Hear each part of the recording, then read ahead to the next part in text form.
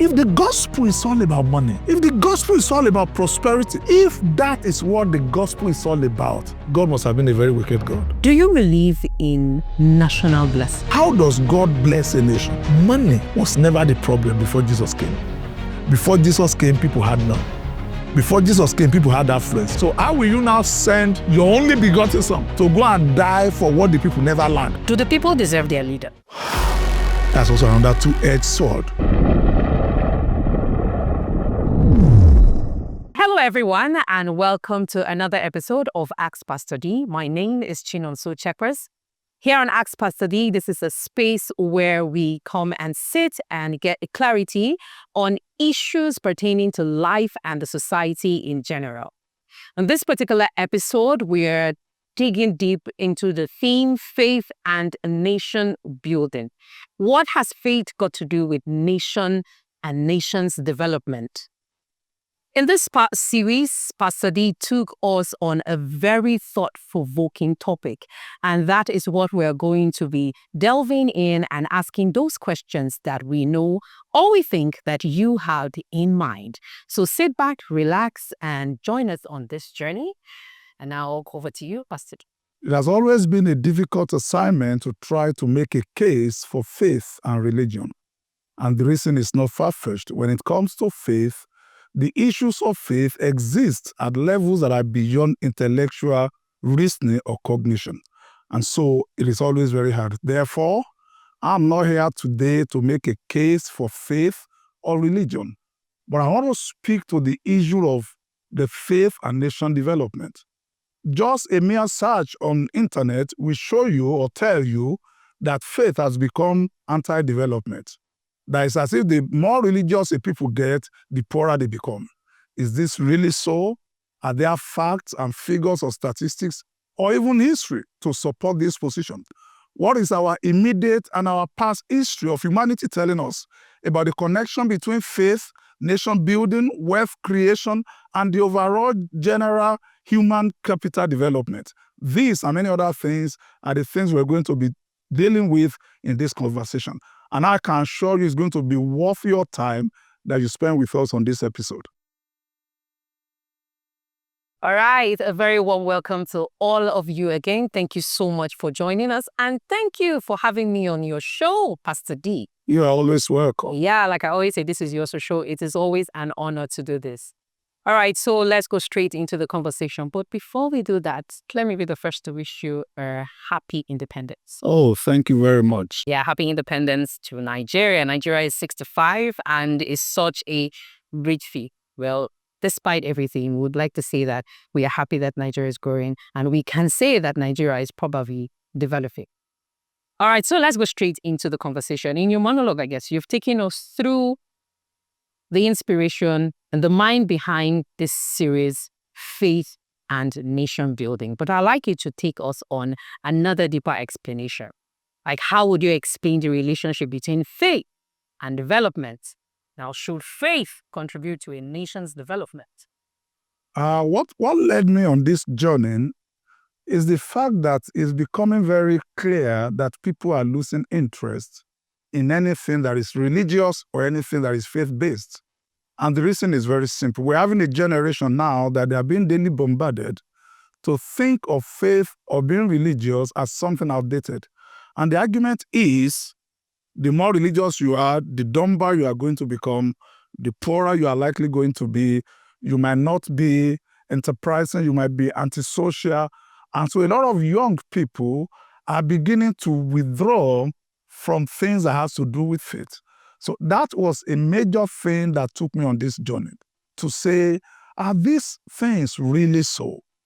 Are there connections that exist between faith and nation building? Are there places where faith contributes to human development and make life generally better? So that is how this journey began. And for me personally, it has been a very, very interesting journey that is really, really worth the time and the energy that was given to it. All right. Thank you very much for that response. You said, is it really so? Because if we have people who are withdrawing themselves from religion, from faith, because they feel like it is making them backward. That means it is what it is. But should it be that? Well, I will first of all start by saying that position is not correct. And this is not just something that I am saying from, like I said, I'm not defending faith or religion because there are a lot of religious practices that you can't begin to defend. But when you look to our immediate history and you look to the long-term history of humanity and you begin to examine the place of faith critically, you will realize that it's not so. It's not true. Now, there is a possibility, of course, that if somebody gives himself or herself to a kind of faith, to a kind of religion, it can produce those things. But the authentic faith, I'm speaking from the perspective of a Christian now, the authentic faith, what I call the authentic gospel, is all about human development. It's all about nation building. It's all about making life better. So there can be instances, of course, you know that one of the issues with religion is the tendency or the proclivity for it to be abused, to create extremism or fanaticism. So we cannot rule those things out. But when we stay with the main issue, the core, the intention, the mind behind faith, it is all about improving human life over and over again. Right. So it means what we have now is not what should be. I know we'll come more into and get more clarity on that, but we're talking nation building. So let's look at this from a global space and a global perspective, right? When we look at the world's most powerful nations, right? How do they rank in terms of their religiosity, their spirituality, whether they are Christians, but just their belief in something that is more than just us? How do they rank? Now, I'm going to take you back and I'm going to start that conversation from 1905. A German social psychologist wrote a book or did a work that he titled Protestantism and the Spirit of Capitalism. As far back as 1905, Webb Eber, something like that was his name. He wasn't a Christian. He wasn't, or don't let me say, he wasn't a theologian. So that work was not anything about trying to make a case for Christianity. He was doing that work as a sociologist, trying to look at, and the man traced that at the foundation of the materialism, at the foundation of capitalism rather, at the foundation of the nation building wealth is the teachings of the Protestants. What are we talking about? Protestants were the people, the faith that came out of the Catholicism back then. And then we have people like Calvin, like Wesley in that category, that they are teaching about, number one, the ethics of work. They are teaching about honesty. They are teaching about human value. They are teaching about the responsibility of giving back to society. They are teaching about conservatism as in not living what we can call a licentious life, that these were the beginning of what gave birth to what we now know as capitalism. That all from 1905 to 1930 and 1940, these teachings became the pillar where people began to build wealth, where we began to give back into their society, and the quality of life and economy improved. And it was traceable to that teaching. I don't know whether you were part of the people that listened to the speech given by our former vice president, Professor Osinbajo, at the 80th birthday of Bishop Okonkwo of Trem. And he followed the same argument. So we're talking about facts, figures, that history confirmed, that the teaching of Christianity as it has to do with the belief in the value of human life. In fact, as far back as then, the Protestants believed that there is no difference between sacred and secular work. That a cobbler who is walking on the street is doing as much the work of God as a man behind the pulpit in church. These were the things that gave birth to capitalism, to people building wealth. And that is the beginning of this. Now, as of today, If you go and search the nations that are considered religious nations, and you look at their economic development, for instance, many people don't know, for instance, as of today, United States of America has the largest population of Christians in the world. They are responsible for about 11% of the Christians in the whole world. Now, can you say America is underdeveloped? Saudi Arabia is one of the most religious nations. In fact, as far as they're concerned, their own religion is not even just left to being a way of life. It is a state issue. You know what their GDP is? One of the richest in in the world. UAE, Iran. So we can, there is no, as of today, you can search, there is no direct connection anywhere that has been proven scientifically or socially that says anywhere you see poverty or underdevelopment is because of their faith. There is no direct correlation. But of course, because it sounds good, and it is many times when people are having issues or having problems, we always look for where to put the blame. So faith, religion, church becomes the place for us to easily put the blame of things that are not working in our society, not working in our lives. We look for somewhere to blame. And before you know it, this idea have gathered followership that has now become a major move. But we must put the record straight from history, from facts, from statistics. Faith or religion has never been the reason why people are backward. Now, you've said something about people blaming the church for lack of development. And that's bringing me to my next question, because I was going to ask you if you think that the church, now we're focusing on the church, or the church is to blame for the lack of development. Because if you said that it was the move of the Protestants that led to capitalism as we have it there, and we don't see it as it is now, and we have people blaming the church, have we missed something along the way? Because it means that people should actually blame the church because we are not seeing development as we did back then, as history is telling us back then, and what we are expecting to see right now. So shouldn't the church really be blamed? Well, I think I want to agree with you to an extent, because I am a major stakeholder when we say the church. I'm a pastor and I preach. But here is the issue. The wrong use of a thing does not remove the right use of that thing. For instance, this is the way I always explain it. Counterfeit exists because there is original. Yeah. You cannot counterfeit what does not exist. So there are two ways to look at this issue you've raised. One of the things I did in my course of research for this faith and nation building was to go back and look at what I consider as the core of the teachings and the preachings of the church as of the time that Eber was referring to. For your information, for saying it, that work was done in 1905.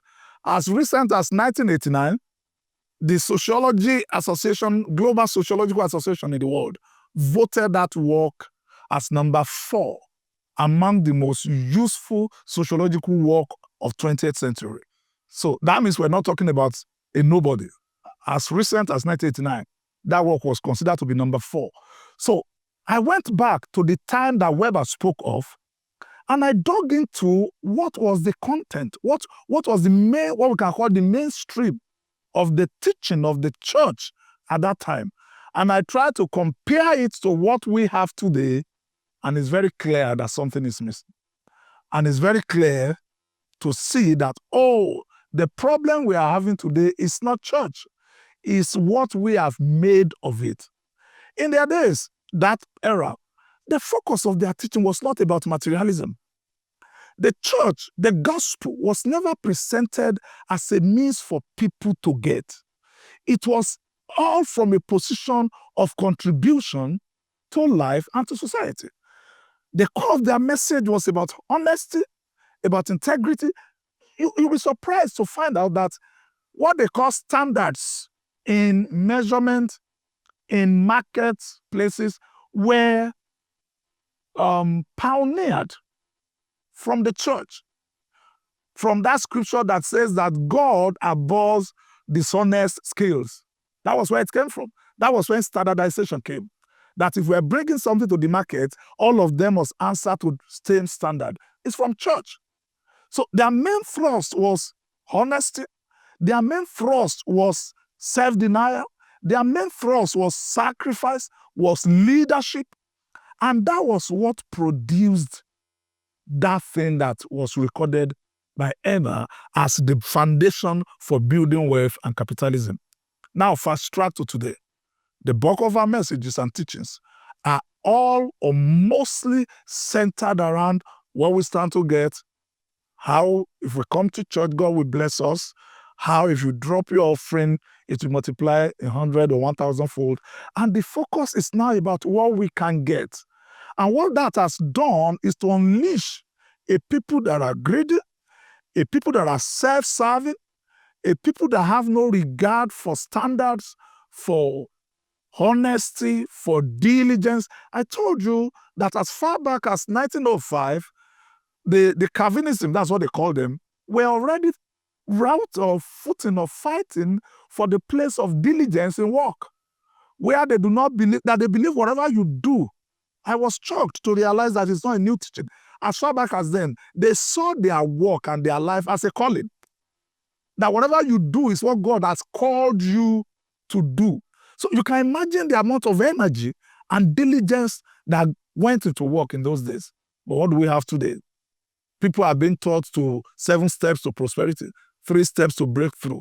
The place of hard work, of diligence, of honesty are being overlooked. And that is what is producing what we are having. All of these things are generally leading to an unproductive. So we have a people who believe that if you are spiritual, so we're going to get to the conversation, if you can pray, if you can fast, it's going to make up for laziness, it's going to make up for lack of competence, it's going to make up for you not developing an expertise in anything.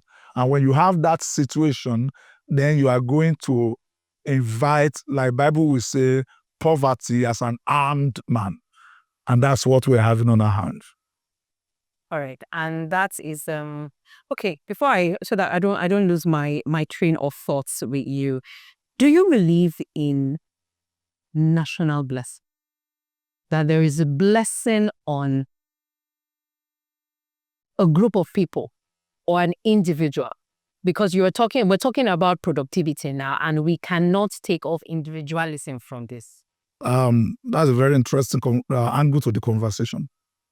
This is where I put the question. I rephrase that question. How does God bless a nation, a people? Or does God have a nation in mind when it comes to blessing? And I'm going to quickly reverse what I was saying and then come back here. What we have today mostly in our churches and religious setting is the interpretation of the blessing of God only in the sense of individuals. You hear people pray, you hear people say it. It doesn't matter what is happening in the nation. Let God just answer my prayer. Let God just bless me, irrespective of what is happening. And when I hear people pray like that, I just laugh. It betrays their lack of understanding. To know that there is a quality of life you cannot have in a dysfunctional system. You can't. If the system is not functional, there is a level of wealth and prosperity that you cannot even enjoy. Now, let's come back to what we're looking at. Does God have a plan when it comes to a people or a nation? Yeah. When it comes to blessing? And where to start that conversation is to go back to Genesis chapter 12 and look at a man, the first man that God called out and gave a promise of a blessing to. That's Abraham. And in that conversation, God told him, I'm going to bless you if you leave your father's house. I'm going to make your name great. I'm going to bless whatever you do. The last line of that conversation was that in you, the nations of the earth will be blessed.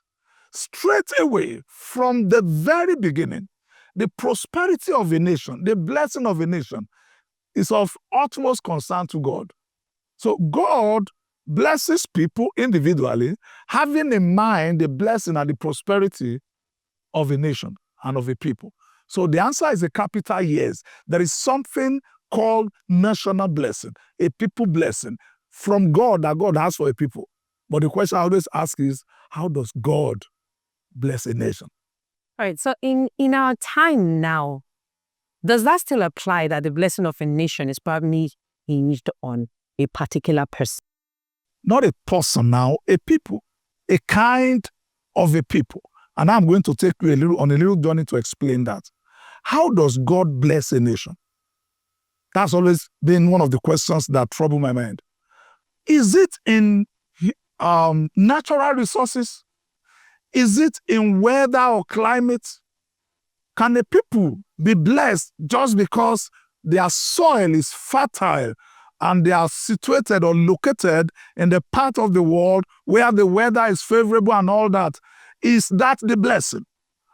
Every research and study have proven and have shown that the prosperity of a people does not rely or depend only on the availability of natural resources. In fact, the reverse has been the case in most cases.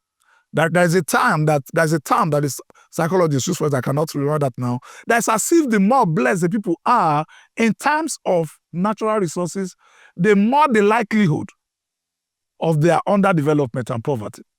The more of resources they have.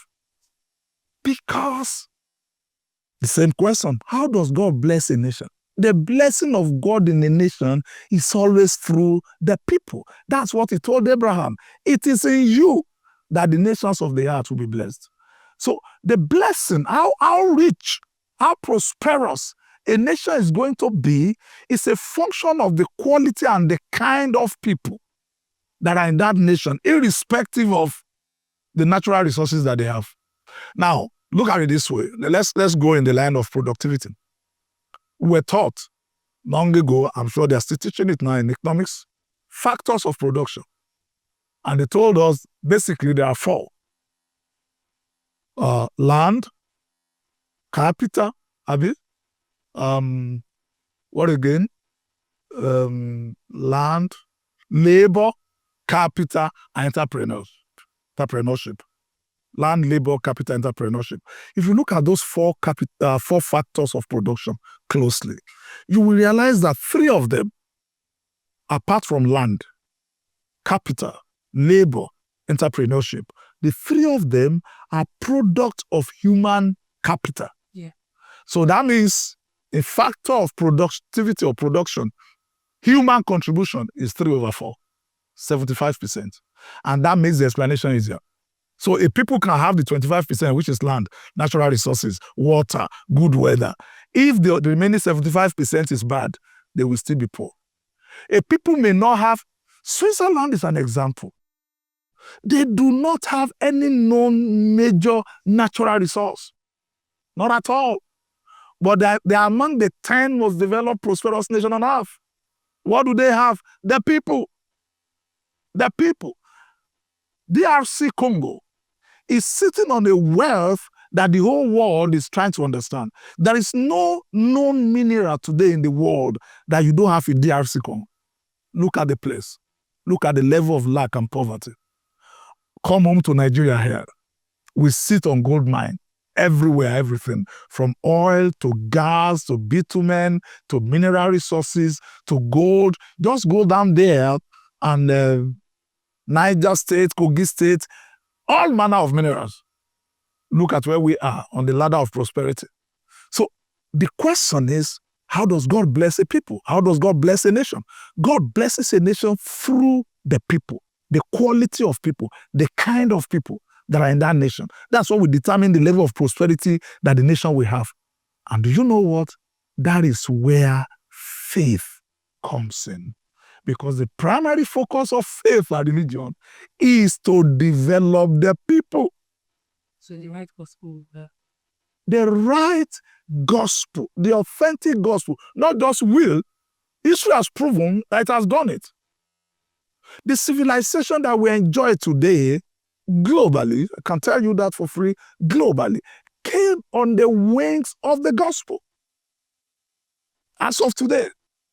Because it is in the light of the gospel that science thrives. Today now, people think science and faith are contradictory. It is not true. The earliest scientific discoveries were done by believers. In fact, it surprises you to know that modern education, advanced education, started from monastery. That university came from monastery, from what we call seminaries today. So the foundation of education was church, was faith. The foundation of health was church, the faith. The foundation of science was church, the faith. So the faith, the gospel, is all about human capital development.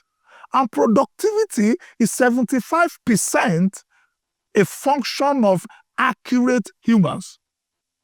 So that is the issue we're having in our The house. gospel has the power to produce accurate. Change the people. So we're going to talk about the gospel, because that's a whole lot of where this conversation is going to lead us to. But I asked you a question when I said if the development or the blessing of a nation is hinged on one person, because I want you to talk on leadership, right? Because there is a people and there is their leader. And they are almost, they cannot be isolated from their leader or who their leader is. And I want to cite example with, I think, the children of Israel, right? It was said that God loved them.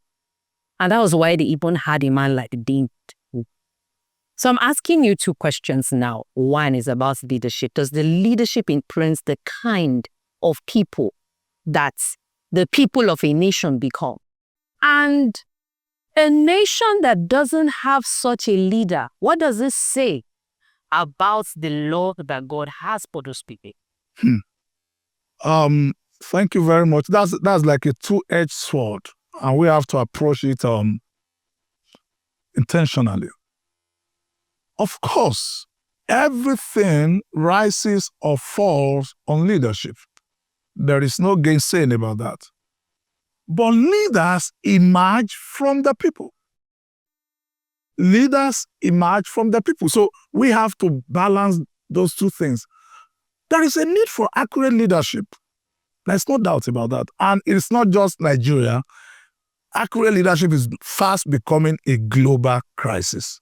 That is the truth. Some people may not want to admit that, but we're having a challenge in our hands for accurate leadership. So I agree with you that the prosperity of a people, the development of a nation, to a very large extent, depend on the kind of leadership that they have.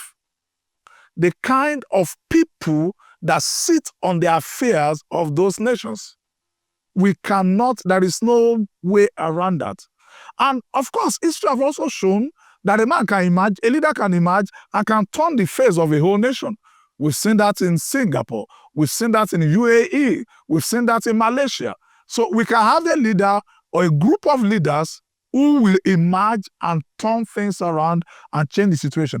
Because this is the way it works. Leadership is not just about providing direction or sitting over the affairs of people.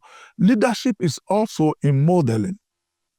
When the people see that their leaders, for instance, using our own home experience, when the people observe, think, or believe that their leaders are not given to rule of law, for instance, they are not given to probity, it becomes very difficult for the people to be law-abiding. Because this is the way it works psychologically. They see their breaking of the law, as it were, as their own way of getting back at the system. That's what it is. Use something as simple as, driving, or what we call the rules of the road or something like that. Traffic, yes, the traffic rules. Somebody is driving against traffic. Somebody is not obeying traffic light. Somebody is against one way or so. And you try to correct it. Even the people around will start abusing you that you are trying to say what you are doing is wrong. Not even the one who is brave, the people around. It's because they think, okay, this is the only one I can get away with. Somebody is getting away with billions. Somebody is getting away with millions. So if I can get away with not stopping for the red, then at least I will feel that I've done something. Poor leadership will keep producing poor leadership because the leaders are going to emerge from among the people.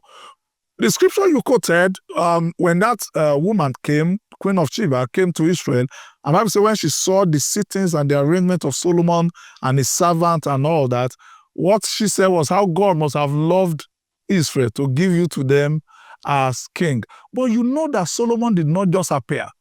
He was also a product of the system, of the society, as it were, raised by a man within a society. So leaders emerge from among the people. And that's where the issue is. All right. We're going to take a quick break, but before we go, I'd like to ask you the simple question. Do the people deserve their leader? That's also another two-edged sword. People deserve their leader in the sense that, what I've said, the leaders emerge from among the people. So you cannot give what you don't have. If they ask us to bring somebody to come and represent us, it's going to be somebody from amongst us. So in that context, the people deserve their leader.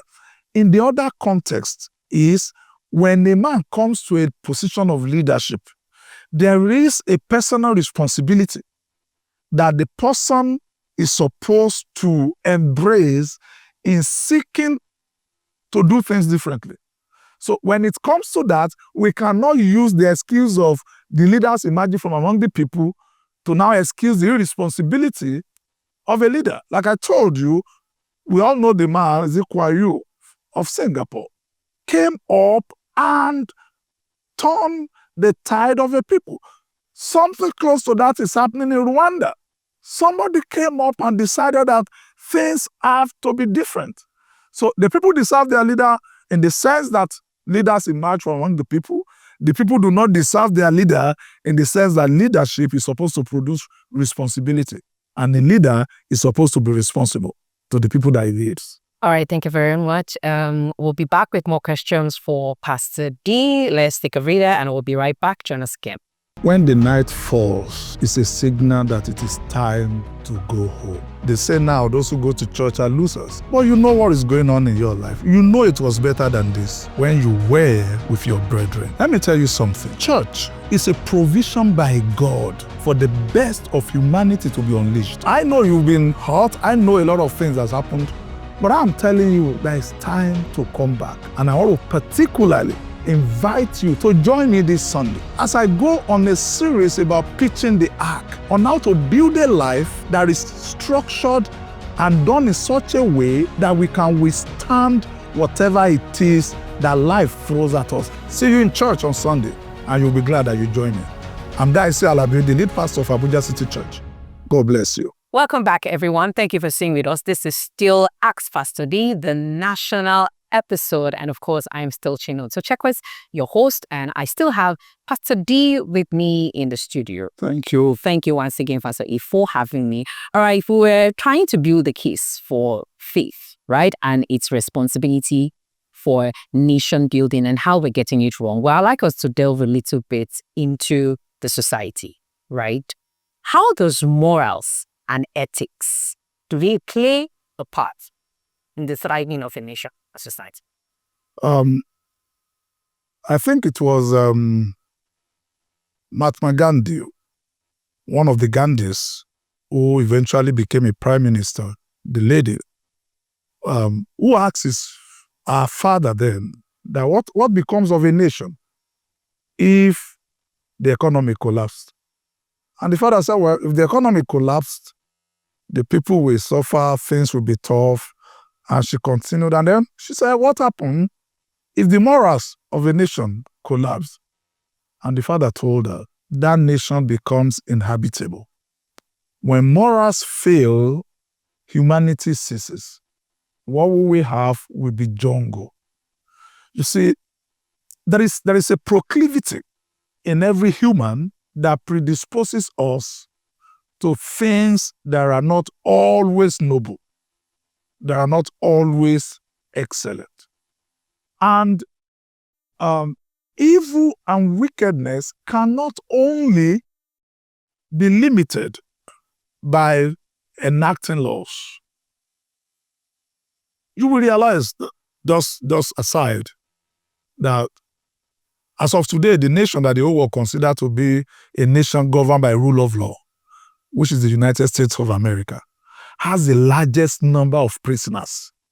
In fact, statistics says they have close to 25% of the prisoners in the world. What does that tell you? The presence of laws does not stop a people from evil and wickedness. That there is a system that punishes it is not enough deterrent for people from doing wrong. So what helps human to be humane, to live in a system that is livable? It's not just laws, as good as laws are, not saying laws are not necessary, but it's going to be a function of the morality of the people. It's going to be the function of what the Bible calls the fear of God. That's the best way to define moral. It's going to determine how good a society is going to be in the final analysis. So when it comes to morals, it is the central thing that holds a society. Because when morals fall, life becomes unlivable. And humanity becomes a jungle. And humans cannot be humane when that is not a place. I was going to ask you if there is a plumb line for this fixed individual that we're talking about. Is there an example of, because I was also going to ask you about laws, right, and structures, if they fix society. Because we see that most of these developed nations, they have laws and structures. And that is even the reason why you have many Americans or in these societies where laws function, where you have people who are being sent to jail for doing wrong. And that also helps in their development, right? Let's track a little bit back. The Western world today may want to distance themselves from faith and religion. They may want to say they are no longer religious people, as they say now. But they will be lying against themselves if they want to renounce the foundation that was built in those nations by faith. The founding fathers, for instance, of the United States of America, were very unapologetic in their admission of their reliance on God and the instructions of God for building that nation. They were very, very unapologetic about it. In fact, that's why the introduction to their constitution is, we hold this view to be undeniable, that all humans were created equal by God. So the foundation of those nations and societies were built on the morals as taught and dictated by the scriptures. So they may now want to say, well, we're not doing that again. But what has happened is that those things have grown to becoming like a value system. That is the way you now behave or do things, even though you claim not to believe in the Bible or in the scriptures. There are things that have become part of that society that were drawn and they were taught right from the scriptures. So that is about that. The second thing was about law. What? Yeah. If I get to laws, because I asked you what the plumb line is for. Thank you. Yes, the plumb line. Yes, thank you very much. Now, you see, one thing about the scripture, why I love it so much, is that it produces relevant answers to contemporary issues. We live in a time now where people believe that there is no standard or there is no absolute truth. That truth is what you make of it. Right or wrong depends on your preference, depends on how you see it. Now, if we push that argument, it's going to produce a society that is chaotic. It's going to lead to anarchy, like Bible will say in the days of Judges, when there was no king in Israel and everybody was doing that which was right in his own eyes. There is a standard. Because if there is no standard, there is no basis to measure actions. There is no basis to measure behaviors. So the argument that there is no absolute truth is not correct. I cannot say my truth is my truth and your truth is your truth. Then there's going to be conflict of truth. There must be a place where the truth now, my truth and your truth, has to be judged, has to be measured. And I hold that to be extremely true, that standard, that plumb line for me. And that's what I believe should be for society, is what is known as the fear of God. The fear of God must be what draws the line for us. If we don't have that, people will go astray. Nobody wants to live in a society where everybody defines law for himself. That's on the side of morals. Now, on the side of governance, people agree on how they want to be ruled, on how they want to live. And that's why they set up laws and institutions of law to say, okay, in this place, this and this and this are what we consider to be acceptable, are what we consider to be the standard by which we're going to conduct our own affairs. When people live by that, they are going to have a measure of peace and progress when everybody subscribes to that. But my take has always been, doesn't matter how good the laws of men are, the laws of God are better. And there is no good law enacted by men that flies in the face of what God has called man to do. None. When people have that argument, I just ask them to point it out. Show me where what your constitution says is superior or runs better or provides something better than what God says. None. None. You talk about Bible Habakkuk, and then being next to what you just said now. Excuse me. You recommend the Bible as a book copy. And then we know that we cannot de-Christianize the Bible. So my first question is, would you recommend the Bible to people to read for life and new? And then how do you, I don't know if that's something Possible to do to de-Christianize the Bible? Let's separate some things here. The Bible did not start out as a Christian book. Okay. No. The Bible started out originally by a people who were diligent enough to compile, to keep, and to transmit the instructions they believe were given to them by God. And they were never given as things for religious activities. They were given as pattern for life and living. If you study the Old Testament and you read books like the Numbers, the Leviticus, the Deuteronomy, you'll be surprised to see the face that God paid attention to. For instance, he told them, because you also remember the context in which those books were written. These were bands of slaves who were being set free, and they're now going on a journey to go and form a nation. So they had no civilization outside of that which God was giving them. So the instructions of the Bible were given to them to advance, to build a civilization. You can imagine God telling them in the Bible that when you go out to ease yourself, go with a shovel, dig a ground, and bury it. Sabbath then. Now, what has that got to do with religion? That's hygiene. Wash your hands before you eat. When you go out, the Jews today, when they go out and you're coming back home, the first thing you want to do is to wash your hand and wash your feet. What did we start teaching people during COVID? Wash your hand. There was nothing religious about that. It's purely about life. Spoke about marriage, spoke about your daughter, your son, and all those kind of things. So I'm saying to you that originally, the Bible was never intended to be a religious book.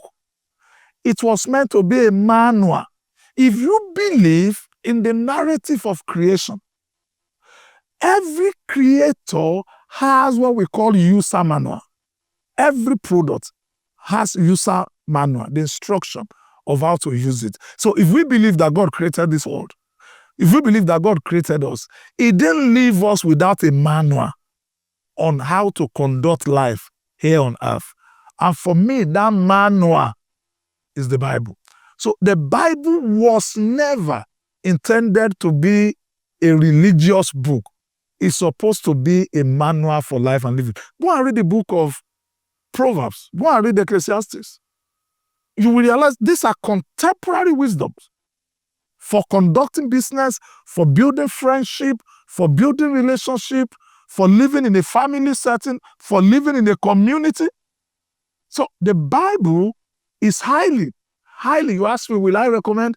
Yes, highly recommended to every human. And by the way, every smart, permit me to use that word, every smart people on this face of the earth, in one way or the other, trace their smartness to their understanding of this great book. You cannot take that out because it's supposed to be a manual for life and for living. All right. I know you touched on this earlier, and thank you very much for that. And I'm hoping that people can get this well, that the Bible is actually in book for Walalebe and not just a church book or a Christian book. You've talked about the gospel earlier on and how it has changed, right? I'd like you to give us more detail on that. How is the gospel of today different from what was preached before? I don't know if we should still call it gospel right now, right? How is it different? At what points did it change? And is there possibly a way that we can get it back? When we talk about the gospel now, we are becoming lesser focused on the church. And so I will speak from that position. The gospel basically means the good news. And what's this good news? It's the good news that God sent His Son to come to this world, to die for us, and to rescue us from our state of helplessness, which we found ourselves as the outcome of our disobedience to Him, and then the control of evil and darkness over mankind. That's what the gospel is. The good news that Jesus came. So if we are going to trace what the gospel is supposed to be, then we begin to trace it from what the person who came as the model, as the sacrifice, said it is. And the easiest way to explain it without overburdening people with theological argument or jargon is that the gospel, at the base of the gospel, foundational to the gospel, is sacrifice. Is sacrifice. See, the moment you remove that, you are going to end up with something that is more dangerous to the people and the society. Luke says, Jesus said, if anyone will come after me, anyone will follow me, let him deny himself, let him carry his cross daily and come after me. So at the basis of the gospel is self-denial, is sacrifice. And those were the emphasis of those guys who mentioned in the first part. Those were their focus. Those were their emphasis. You see, I tell people, if the gospel is all about money, for instance, if the gospel is all about prosperity, and when people talk about prosperity today, of course, you know what they're talking about: material, mesmerism, and acquisition, the cars, the houses, and all those kind of things. If that is what the gospel is all about, then permit my choice of word just to explain this: God must have been a very wicked God or a very wicked father. Why did I say that? Money was never the problem before Jesus came. Before Jesus came, people had none. Before Jesus came, people had affluence. People have material things. So how will you now send, according to the scripture again, your only begotten son to go and die for what the people never lacked? How will they go and die for what the people never lacked? How will he go and die for what the people never lacked? Because money was never their problem. Material things was never the issue. They had them. Solomon was arrayed in a way that nobody has ever seen before. The kings in the east, the kings of Persia, they were the Nebuchadnezzar of this world. They were building palaces and cities made of gold. So Bible says in the day of Solomon, gold became as common as sand. So money was not the problem. So any gospel that now makes that the focus, the central theme, is going to cause problems. And that's what we are seeing today. The primary problem that the gospel was meant to address, I keep saying it again, is the life of you people. The life of people, the quality of life that people lived by believing in Jesus, which is to have the capacity to rule over themselves, to deny themselves, and to live a life of sacrifice, as enabled by the Spirit of the Lord. That we're no longer self-seeking, we're no longer selfish. Paul, now we're getting to the gospel, so Paul was telling Timothy, boy, difficult days are coming. And he said, perilous, that's the way we know it in church. Perilous time will come. And he said, what's going to cause the perilous time? He said, because a time is coming when people will become lovers of themselves. They will love their money. They will love their own thing. When that happens, the world will become unlivable. So when you now have a gospel that promotes those same things that Paul said will release or unleash perilous times, then you're going to have what we are having now in our society. Yeah. And that's what is going on. So the gospel of Jesus Christ, as intended by God, as taught and preached by Jesus, as proclaimed by the Christians and the believers in the first century, was all about self-denial, sacrifice, living for others, and seeking to please God with our lives. You see, I tell people, money, prosperity, health, well-being, those are byproducts of the gospel. The natural outcome of anyone following God is prosperity. Naturally. That's why David will say, I've been young, now I'm old. I've never seen the righteous forsaken.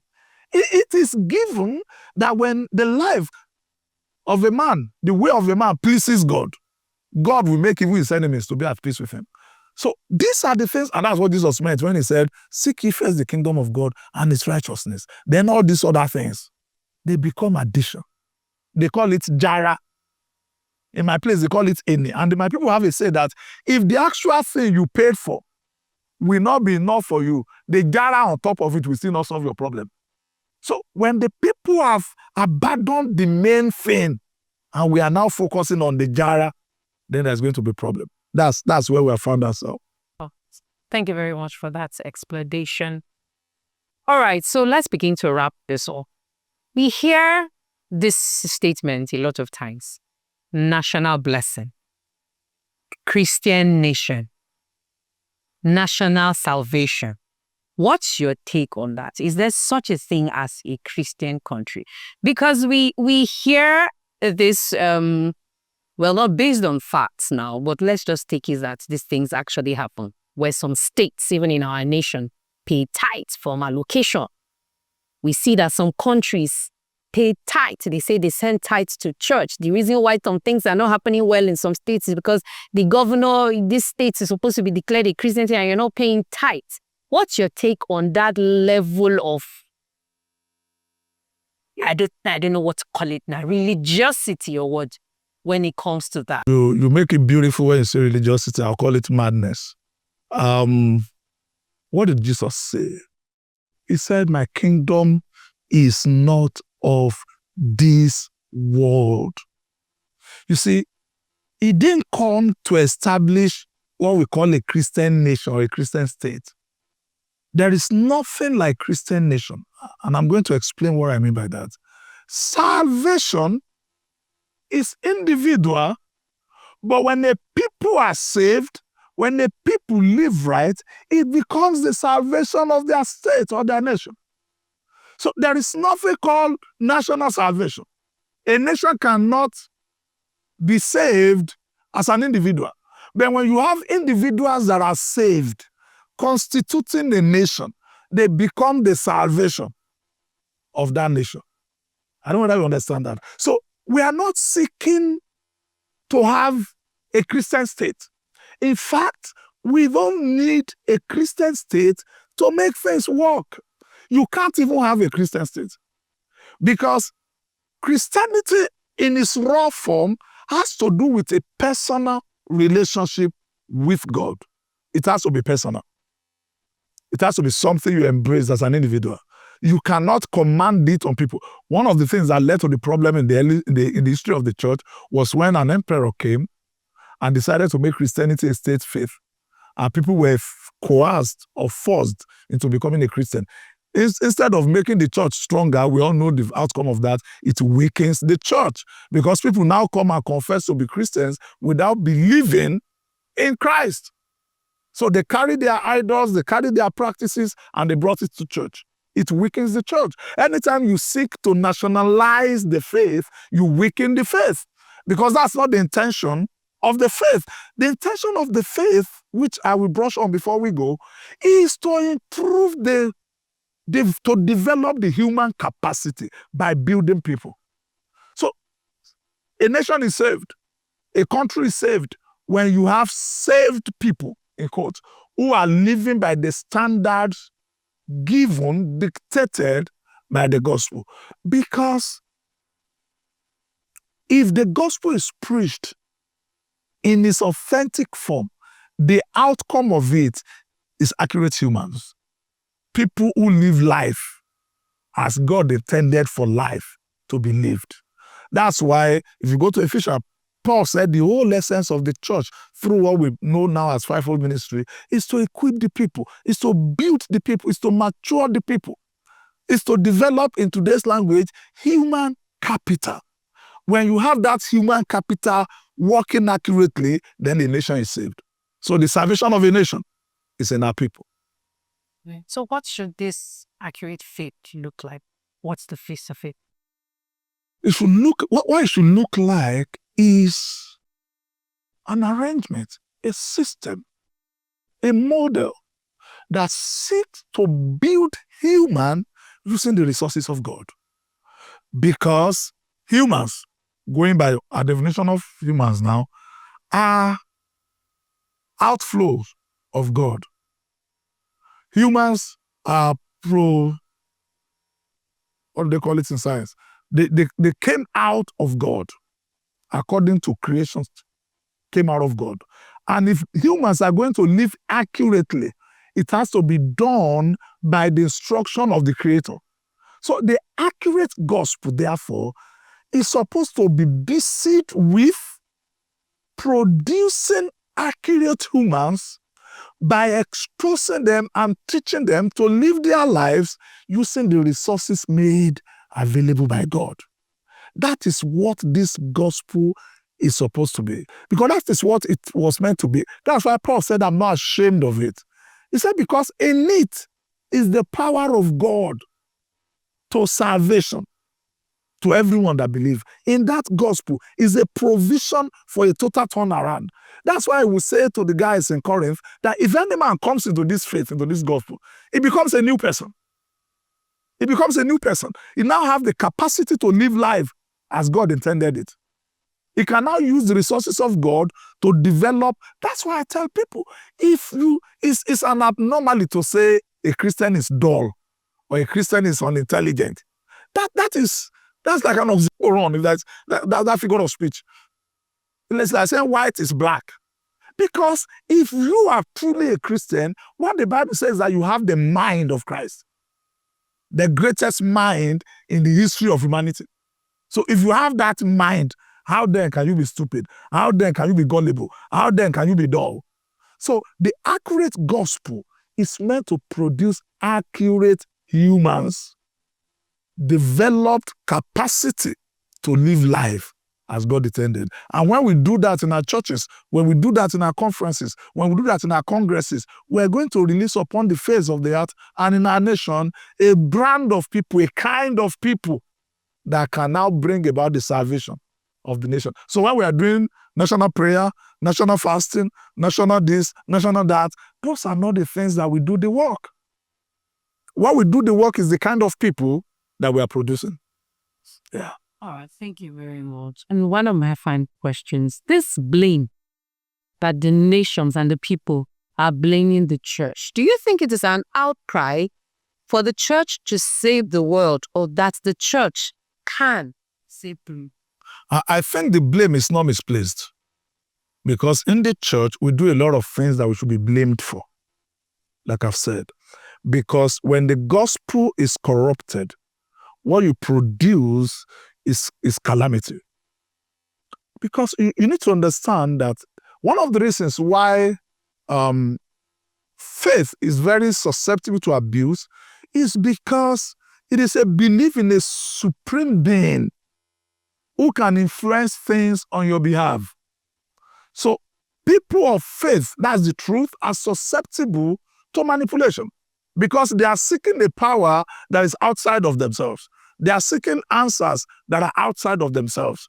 So anyone who can give a promise or a claim of having a better relationship or a closer relationship or having the ears of that supreme being, they are going to listen to him because of what they are seeking for. So the blame is not misplaced, because instead of using the gospel to advance life and to increase the quality and to build human capital, we have used it to impoverish people. We have used it to break families. You'll be surprised to know how many homes have been broken by inaccurate gospel. We have used it to make. You see, people who are very smart, who are productive, who are intelligent. It's as if the more committed they become to a church, the less productive they become. They now go to the offices to go and be praying. They now go to the office to go and be holding fellowship. They now want to. So the blame is not misplaced. But the blame should be seen as a call, like you said, as a wake-up call. Because the reason they blame us is because the world, the people, kind of believe that there's a solution, or that is supposed to be a solution. That's why when a Christian misbehave outside, what would they say? And you call yourself a Christian. It's because they have an idea of who a Christian should be and what a Christian should do. So it's a wake-up call to us that we are supposed to be the solution. We are supposed to bring the answers, and we must embrace it as a challenge. And that's why I tell people, that's why I started the way I started. I'm not making a case, because there are things we do that cannot be defended by any objective, intelligent human. Cannot. But within that same rot, within that same mess, within that same confusion, is the answer, is the solution, if we will get it right. All right. Thank you so very much, Pastor D. It's been such a pleasure and an honor. And we'd like to have your final thoughts on faith and nation building. And of course, a word for Nigeria as Nigeria turns 65. So my final thought will be, I want to speak to this generation. It's not true that faith or religion is going to make you unproductive. It's not true. It's not true to say there is no relevance or significance or contribution that faith is going to make in national development. It's not true. And on the 65th celebration of Nigeria, I want to say, wow, congratulations. Thank God we are here. Are we where we're supposed to be? No. Are we where we were? No. Things are getting better. I believe the indicators are showing that things are getting better and we can get it better. And things can really work in this country. So let us rise up. Let us do our bit. Let's embrace every emphasis to developing accurate human capital. I tell people, when you go to a church, when you join an assembly, what is the emphasis? If the emphasis is not on maturing believers, if the emphasis is not on building capacity, if the emphasis is not on building accurate human life, then you are in the wrong place. Because that is what the gospel is supposed to produce. Thank you very much for your time. God bless you greatly. All right. Thank you very much, Pastor D. It was such an honor and such an insightful time with you. Thank you so much for your time. And of course, thank you so much for having me. You are always welcome. All right. And thank you all for sticking with us till the end. This has been the national episode of Ask Pastor D. I hope you have a very fantastic independence celebration. Happy Independence to Nigeria once again. Until we come your way again with another exciting and enlightening episode of Ask Pastor D, my name is Chinonso Chakras, and be good.